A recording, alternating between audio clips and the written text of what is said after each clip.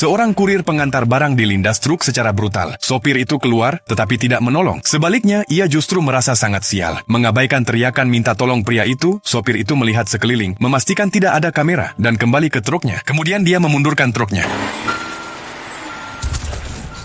Pengadilan memutuskan ini hanyalah kecelakaan lalu lintas, dan sopir itu hanya dijatuhi hukuman 1 tahun penjara. Ibu korban datang untuk menuduhnya, tetapi dia bersikap sangat sombong. Semua itu disaksikan oleh seorang hakim bawah tanah. Malam itu, sang sopir sedang mandi. Ketika tiba-tiba, kepalanya ditekan ke dalam air. Dia akan segera kehabisan napas.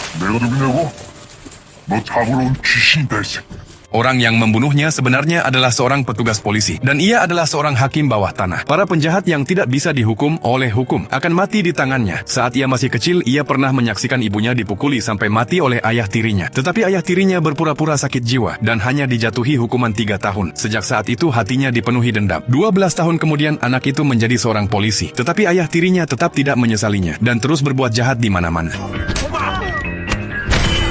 Jangan khawatir, anak itu tidak jauh ada di belakang. Tujuannya adalah melawan kekerasan dengan kekerasan. Anak itu mengikuti ayah tirinya dan memilih menyerang saat tidak ada orang di sekitar. Tetapi ketika ayah tirinya melihat, dia sama sekali tidak menganggapnya serius. Ayah tirinya dijatuhkan langsung dengan 1 pukulan, dan sebelum sempat bangkit, dia kembali ditendang. Ayah tirinya bangkit lagi, memakai sarung tinju besi, dan segera melawan balik, tapi tetap tidak sanggup menahan pukulan keras anak itu. Anak itu terus memukuli ayah tirinya berulang kali tanpa henti. Hingga akhirnya menjatuhkannya. Sejak saat itu anak itu menjadi hakim bawah tanah. Tak lama kemudian ia melihat berita bahwa 2 preman menerobos masuk ke rumah seorang wanita, melakukan tindakan kekerasan. Dan ketika wanita itu mencoba menghentikan mereka, ia mengalami luka serius. Para preman itu menyuap pengadilan dan bahkan mengancam wanita itu. Anak itu segera bergegas menuju rumah wanita itu. Kedua preman itu sedang buang air kecil di atas jendela. Anak itu segera menutup jendela dan langsung menyerang.